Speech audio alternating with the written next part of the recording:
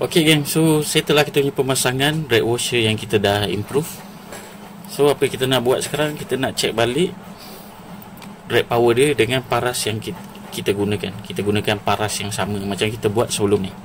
So macam mana kita buat sebelum ni, kita ketatkan dulu full.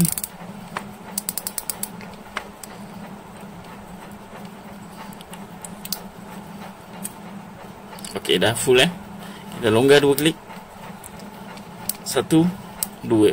Ok, kita ambil ni sebagai penanda arah. Kita pergi ke separuh pusingan, longgarkan separuh pusingan. Ok, dah separuh pusingan, kita tambah 1/4 suku pusingan.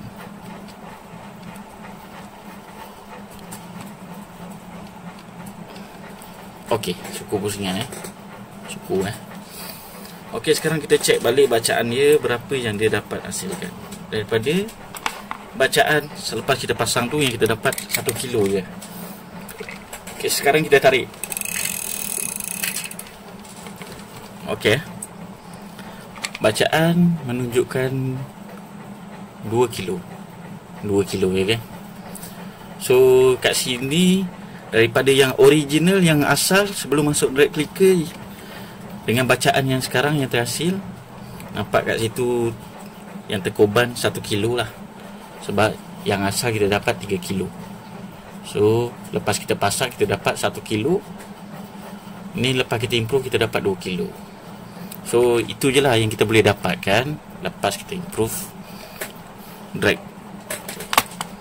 So apa kata korang yang pernah pasang drag clicker, korang ada masalah drag cair? Ok, pada korang yang nak saya selesaikan masalah korang lagi-lagi berkenaan dengan drill dan mesin pancing, korang boleh je roger je saya. InsyaAllah kita akan settlekan masalah korang.